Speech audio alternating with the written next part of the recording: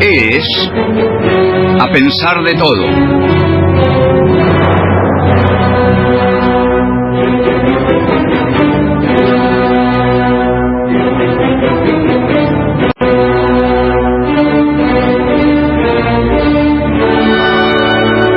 Hola, ¿qué tal? ¿Cómo están? Hermosa nuestra partitura de apertura del programa de hoy. Digamos, es una partitura que anuncia grandes acontecimientos, ¿no? Son las trompetas de la historia, los violines de la historia. Es nada menos que la Sinfonía número 2 de Borodin, extraordinario compositor ruso. Y en esa Sinfonía de Borodin se nota la influencia oriental, arábiga, porque los compositores rusos usaron la técnica musical de Occidente, brillante, de un modo brillante, pero se inspiraron muchísimo en los temas populares del Oriente. Rusia forma parte del Oriente y en su música eso está profundamente reconocido. La música de Borodin, de Ippolitov Ivanov, de Rimsky-Korsakov, de Aram Khachaturian, reconoce sus raíces orientales. También Shostakovich, por supuesto, Shostakovich tiene muchos temas orientales en su concierto número 2, que es espléndido y se toca poco, y un día vamos a pasar el primer movimiento porque es una fiesta. Por ahí ese día es hoy. Vamos a ver. Rusia siempre ha reconocido y ha tenido una enorme sensibilidad por la cultura musical del Oriente. De este modo, Borodin, que es también el autor de las danzas polopsianas, que son muy célebres y Hollywood las ha usado mucho, que escribió un cuarteto que no hay cuarteto que no haya interpretado, bellísimo es el cuarteto de Borodin.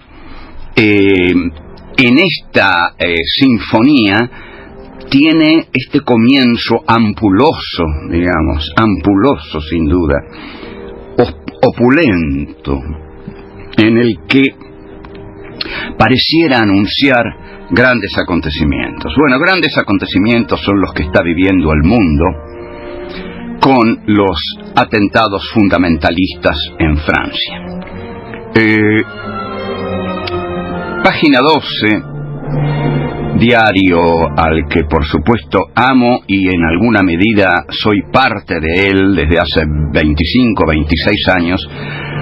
Página 12 publica hoy una nota de su corresponsal en París, Eduardo Febro. Eduardo Febro es un muy buen periodista, vive en París, y quién sino él puede darnos una visión de lo que está ocurriendo en estos momentos en París. Febro empieza esta nota que se llama En una Francia herida, Hollande. Vamos a llamarlo Hollande. ¿Cómo se pronunciará este nombre? Hollande, vamos a decirlo. Hollande busca unir la conceptualización entre países centrales y países periféricos. Van a pedir a los países periféricos que se sumen a esta gran y única coalición internacional. Bueno, vamos a ver cómo se plantean aquí las cosas, pero el consejo que tenemos que dar desde ahora es no sumarse a esa coalición, porque es una coalición poderosa de las grandes potencias bélicas de Occidente. ellos se van a defender del fundamentalismo islámico, y es muy posible que esta furia actual que los domina, en gran medida, por supuesto, posibilitada por la agresión sanguinaria del fundamentalismo, esta furia que ahora los domina, acabe con el Estado Islámico, o no. Pero si no es así, que la Argentina, que Ecuador, Bolivia se sumen a esa coalición internacional sería un dislate macabro, porque vamos a recibir las consecuencias y ninguno de los beneficios, suponiendo que haya beneficios en esa grande y única coalición internacional. Voy al artículo de Eduardo Febro, que empieza diciendo que François Hollande trazó el rumbo militar y político que va a guiar la réplica de París a los atentados del viernes 13 de noviembre. El viernes 13 es un mal día, ¿no? Como el martes 13, el viernes 13. Viernes 13 es un día de muerte. Incluso ustedes saben que hubo muchas películas, creo que las protagonizaba Jason como personaje. Jason era un asesino serial con una máscara blanca horrorosa y que se llamaban Viernes 13. Friday the 13. Bueno, sigue Eduardo Febro. En una Francia herida y en estado de urgencia, el mandatario, o sea, François Hollande, pronunció un discurso ante el Congreso Extraordinario, constituido por la Asamblea Nacional y el Senado, reunido en el Palacio de Versalles. Hollande reiteró que su país está en guerra, y por ello decidió prolongar por 3 meses el estado de emergencia, un dispositivo que autoriza los arrestos y los rastreos domiciliarios sin necesidad de una orden judicial. Aquí ya podemos detenernos, con permiso, Eduardo Febro, y decir que la primera víctima de todo este horror es la democracia, es la libertad individual. Porque sí, Hollande, a raíz de estos horribles atentados, no los vamos a condenar más porque ya se sabe. Estamos en contra del terrorismo, pero también estamos en contra de que las potencias utilicen el terrorismo para endurecer la democracia. Y esto es lo primero que ha hecho Hollande. O sea, a partir de este atentado, Hollande declaró que en el Palacio de Versalles que el país está en guerra. Entonces, prolonga el estado de emergencia. Pasa a vivir Francia en estado de emergencia. ¿Y esto qué significa? Significa un acentuamiento en los procedimientos de los servicios de informaciones sobre de dónde parten los atentados, sobre quién entrega armas al Estado Islámico, que sería algo muy interesante de saber. El Estado Islámico, escuche bien mi amigo, mi amiga, el Estado Islámico no puede fabricar las armas que utiliza, no las puede fabricar. En consecuencia, hay otros estados que arman al Estado Islámico. La primera víctima, como dije, es la democracia, es la seguridad individual. Porque si el país está en guerra, si el país está en estado de emergencia, entonces hay cito a Eduardo Febro, hay un dispositivo que autoriza los arrestos y los rastreos domiciliarios sin necesidad de una orden judicial. el jefe del Estado ratificó que el enemigo de Francia en Siria es el Estado Islámico y que por consiguiente se intensificarán los bombardeos contra sus posiciones. Pese a que ha resultado una de las claves del fracaso para configurar una solución al inmenso drama sirio y un objeto de divisiones insalvables entre los aliados, Hollande reiteró que seguía buscando en Siria una solución política en la cual Bashar al-Assad no puede constituir la salida. O sea, la salida no es la del diálogo, no es la de la diplomacia, es la de la guerra. El jefe del Estado francés también extendió la lucha contra el Estado Islámico al campo internacional. El presidente Hollande busca unir a quienes combatan a el Estado Islámico en una gran, cita, y única coalición cuyo punto de partida gira en torno de tres iniciativas, que son: solicitar la ayuda de la Unión Europea mediante el artículo 42-7 del Tratado de la Unión. Este párrafo dice que en caso de que un Estado miembro sea objeto de una agresión armada en su territorio, los Estados miembros de la Unión deben prestarle asistencia con todos los medios en su posición.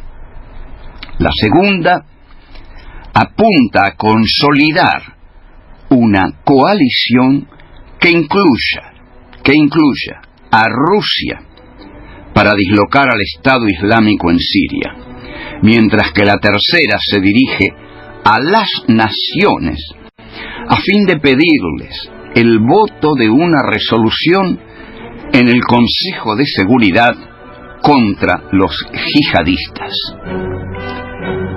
Y terminó más o menos diciendo: la necesidad de destruir al Estado Islámico concierne a toda la comunidad internacional.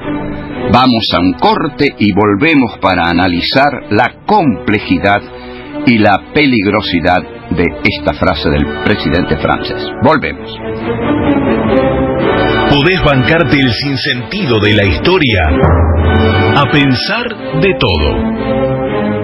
Estás escuchando esta producción que llega a la radio de tu universidad gracias al programa de fortalecimiento de radios universitarias ARUNA, financiado por la Secretaría de Políticas Universitarias del Ministerio de Educación de la Nación, a través del Consejo Interuniversitario Nacional. Seguimos en A Pensar de Todo. José Pablo Feynman en la cabina de comando, el Chino Chinero.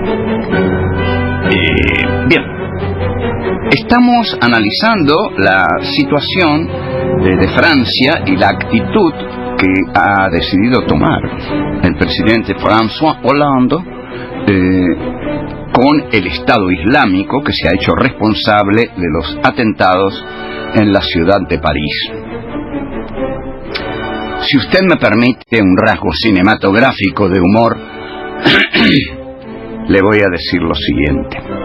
Un amigo me escribió, un filósofo, Rubén Ríos, un filósofo muy importante, me escribió un mail en el que decía: ya no nos queda ni la mítica ciudad de París. Le contesté que tenía razón y que habría que modificar entonces el final de la película Casablanca, con Humphrey Bogart, Ingrid Bergman, Claude Rains y Paul Henreid, con música de Max Steiner y dirigida por Michael Curtis, bueno, de 1941, porque en el final de Casablanca, Rick Blaine, Humphrey Bogart, le dice a Ingrid Bergman, luego de anunciarle que tienen que separarse porque ella tiene que irse con Víctor Laszlo, el capo de la resistencia y seguir la lucha. Y ella le pregunta, ¿y nosotros? ¿Y nuestro amor? Y él le dice, siempre nos quedará París. Bueno, parece que esa línea la van a borrar de Casablanca. Al menos mi amigo Rubén Ríos la borraría dolorosamente, dolorosamente. En serio, dolorosamente. Es cierto que cuando Bogart dice perdón, pero caramba, no, a veces la gola no responde. ¿Qué vamos a hacer? El pensamiento actúa y la gola no lo sigue. Bueno, lo que quiero decir es que cuando Humphrey Bogart e Ingrid Bergman se amaron en París en 1941, en plena guerra, Segunda Guerra, en plena Segunda Gran Guerra, estaban entrando los alemanes en París, los nazis estaban entrando y lo iban a buscar a Rick Blaine, Humphrey Bogart, a tal punto que él dice, estoy en su lista de honor. Estar en la lista de honor de la Gestapo nunca fue deseable, ni lo será, porque la Gestapo ha cambiado de nombre, pero tiene otras modalidades, pero las Gestapos del mundo siempre van a andar por ahí. Entonces Bogart le dice a Ingrid, me tienen en mi lista de honor, la Gestapo, me tienen en su lista de honor. Y suenan unos cañonazos, se escuchan unos cañonazos, se oyen unos cañonazos. Y ella se abraza a él y le dice, ¿esos son cañones o es mi corazón que palpita? Y Bogart muy fríamente le dice, es un cañón alemán 625-35 milímetros con un alcance de 50, 60, 80, 100, 200 metros. Le da una descripción precisa y técnica del cañón cuando ella había identificado el cañonazo con los latidos de su corazón. Ahí, en esa París pre-ocupación alemana, Bogart y Bergman, es decir, Rick Blaine e Ilsa Lund, viven el gran romance de una de las más grandes películas de amor de la historia del cine. Luego se separan y en el final de la película Bogart le vuelve a proponer que se separen. Y cuando ella le dice, ¿qué va a ser de nosotros?, él le contesta, siempre nos quedará París. De aquí la reflexión de mi amigo Rubén Ríos sobre ya ni París nos queda. Bien, continúo con ya no nos queda París. Ya no le puedes decir a una chica cuando te separas de ella algo tan lindo como andate querida, no te aguanto más, pero siempre nos quedará París, ¿no? Que era una cosa elegante. No te aguanto más, raja de aquí, pero siempre nos quedará París. Ahora ni eso puedes decir. Bueno, sigo leyendo el artículo de Eduardo Febro y pronto vamos a ir a otro corte. Dice muy bien Febro, y prestemos atención, lo que queda claro, suscribimos esto totalmente, lo que queda claro es que habrá más guerra y una notoria restricción de las libertades individuales. ¿Cómo lo hizo aquí Videla? Cuando Videla declara la guerra contra la subversión, declara que la democracia, por supuesto, no tiene sentido. La democracia juega a favor del terrorismo, dijo Videla. O sea, no podemos gobernar democráticamente porque estamos en guerra. Y lo mismo dice François Hollande. Dice, esto es una guerra, entonces vamos a restringir las libertades individuales. Cuando hay una guerra, lo que peligra es la libertad de los individuos. Como lo hizo Bin Laden en sus tiempos, sigue Febro, qué notable este furcio que cometí, ¿no? ¿cómo se dice? De estas cosas de Freud, de haberlas escuchado toda la vida, un fallido, como decía Freud. En eso se basa el psicoanálisis, pero bueno, sigamos con esto. Este fallido que cometí fue que reemplacé el nombre de Bin Laden por el de Bush. Bueno, vamos a retener esto y lo vamos a analizar cuidadosamente. Vamos a analizar este fallido, que quizá no haya sido un fallido, sino un acierto. Escribe Eduardo Febro, como lo hizo Bin Laden en sus tiempos, es decir, como lo hizo el líder del Estado Islámico, que también, lo que quiero decir es esto: Bin Laden lo hizo y ahora lo hace el líder del Estado Islámico, Abu Bakr al-Baghdadi.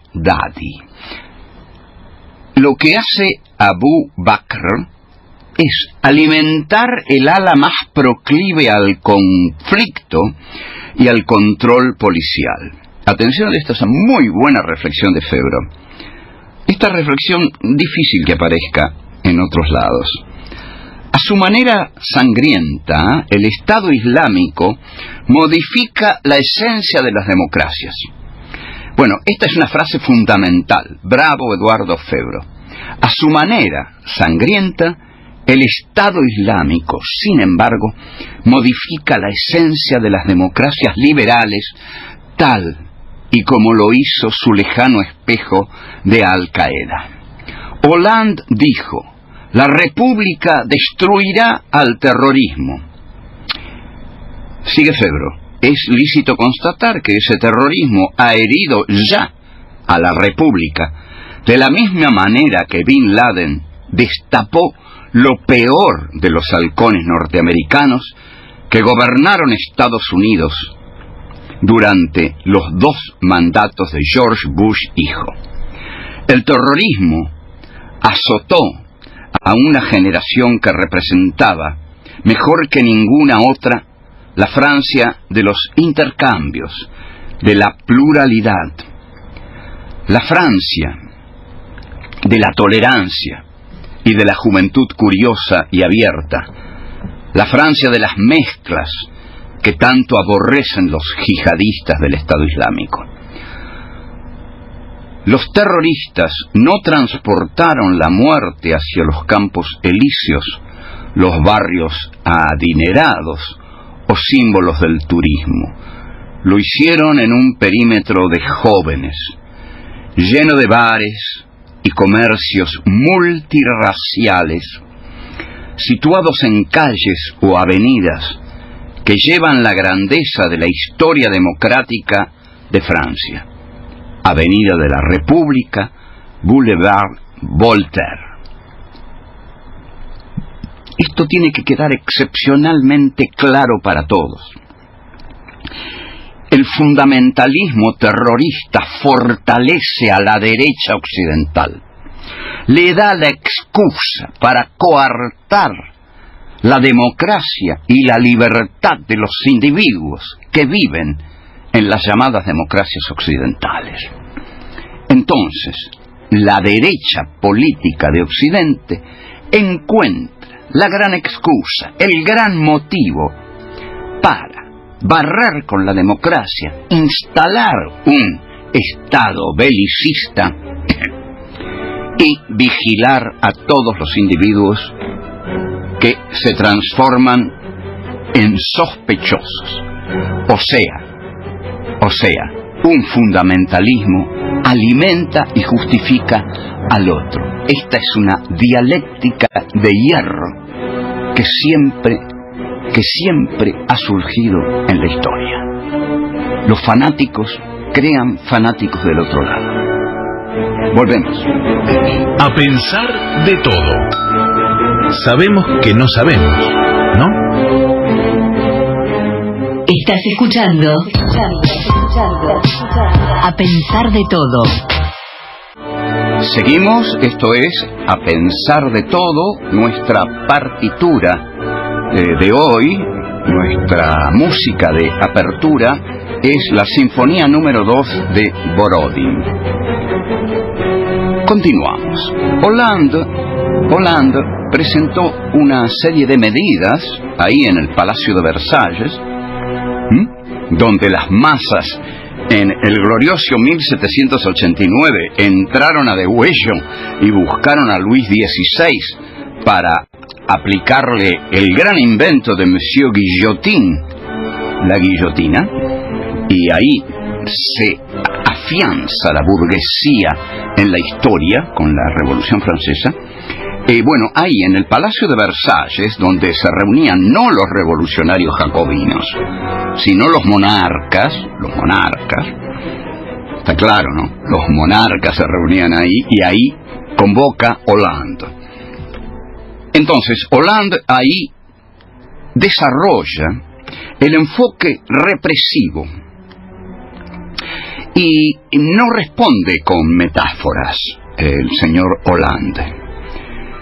El fracaso rotundo de la política de integración francesa, que lleva a que franceses nacidos en este país, en un entorno de valores laicos, se vuelvan asesinos de sus propios connacionales. Entonces, ¿qué debe hacer el Estado? Se pregunta Hollande, ¿qué debe hacer el Estado? El Estado es el Estado francés. Y hay que aclarar, es muy importante, que en el discurso que da Hollande en ningún momento pronuncia la palabra Islam o musulmán. Más bien buscó aclarar que, y esta es una cita de Hollande, no estamos en una guerra de civilización, porque esos asesinos no representan ninguna. Estamos en guerra contra un ejército de yihadistas. Luego vamos a decir exactamente qué hay que entender por yihad. Entonces, Hollande dice que justamente el término guerra se sobrepuso a todas las demás opciones posibles o suplementarias en el campo de la educación o la integración. Basta de educación, basta de integración. Ahora, la respuesta al Estado Islámico tiene, por lógica, una respuesta militar y policial.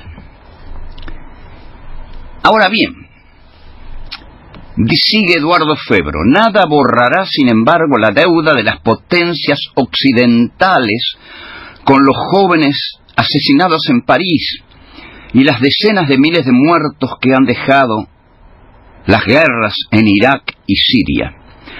La suma de errores, fallas estratégicas, egoísmos nacionales, abusos e incompetencias, recurso a la fuerza, es simplemente arrolladora. Lo que está haciendo aquí Febro es analizar lo que hubo por parte de las fuerzas del occidente civilizado y democrático antes de este atentado islámico. Entonces, lo que hubo antes de este horrible, digo una vez más, atentado islámico fue, y así lo describe Eduardo Febro, la invasión de Irak, el derrocamiento de Saddam Hussein en 2003, y dice que todo eso abrió un volcán infernal, semejante al espanto que provocó la alianza con el islamismo radical asumida por Estados Unidos, porque así nació Al-Qaeda. Al-Qaeda nació con la meta de expulsar a la Unión Soviética de Afganistán. Entonces, Estados Unidos armó a Al-Qaeda para expulsar a la Unión Soviética de Afganistán. De ahí que Al-Qaeda sea tan poderosa en el aspecto armamentístico.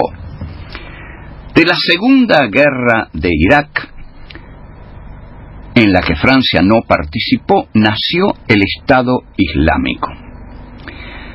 Las potencias que se propusieron combatirlo copiaron la estrategia que usaron en Afganistán para erradicar las bases de Bin Laden. Según Febro, esto fue un error monumental. El Estado Islámico no es Al-Qaeda, dice.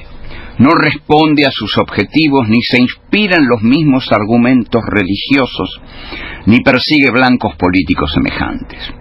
El califato del Estado Islámico es un territorio. Al-Qaeda era una franquicia globalizada. La falla fue incluso admitida en 2014 por el general Michael Nagata, comandante de las operaciones especiales de Estados Unidos en Medio Oriente.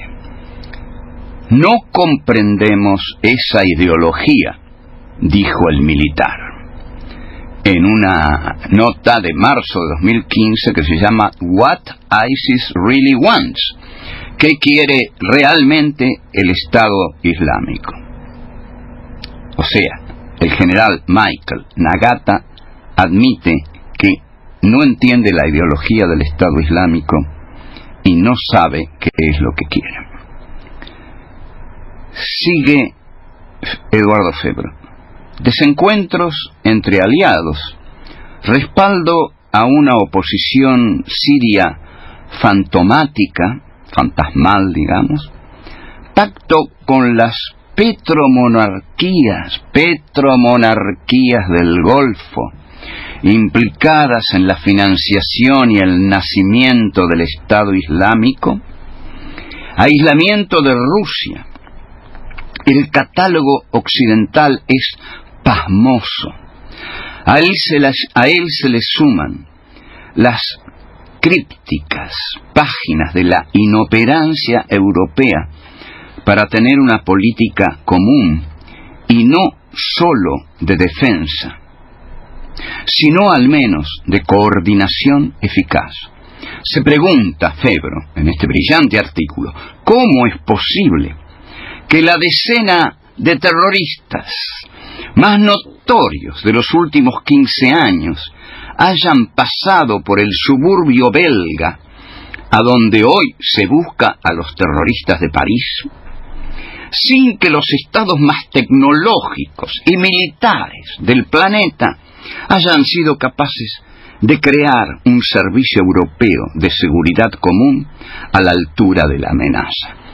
Brillante, esto es lo que yo me pregunté desde el primer momento, y lo que se han preguntado muchos. ¿Pero cómo? ¿Cómo pudo ocurrir este atentado? ¿Qué está mirando la seguridad francesa? ¿Por dónde están buscando? ¿Cómo puede ser que se cometan atentados de tal dimensión sin que los servicios de información estén enterados? Entonces la pregunta de Febro es perfecta. ¿Cómo es posible que la decena de terroristas más notorios de los últimos 15 años hayan pasado por el suburbio belga, a donde hoy se busca a los terroristas de París, sin que los estados más tecnológicos, porque tengamos en cuenta que los servicios de seguridad norteamericanos y franceses tienen un desarrollo tecnológico terrible, infernal, implacable, que debiera ser infalible? Y no, son los que tienen más desarrollo tecnológico en el ámbito de la seguridad de todo el planeta y sufren atentados masivos como el que estamos comentando. Es, dice Eduardo Febro, incomprensible. Incomprensible. Además, de la barbarie y la muerte, el resultado de 4 décadas de incursiones occidentales en Medio Oriente y Asia Central, y de las complicidades perniciosas de los dirigentes de la región, cabe en lo que el politólogo Omar Saji escribe en las páginas del semanario Le Nouvel Observateur. La primera guerra civil multicultural de nuestra historia. Hasta aquí el artículo de Febro.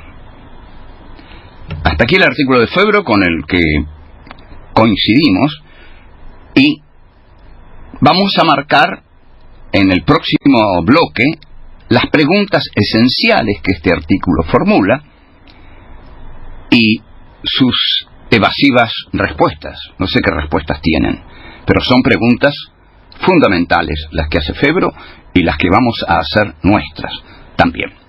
Volvemos. ¿Apocalípticos o integrados? Vos, ¿de qué lado estás? A pensar de todo.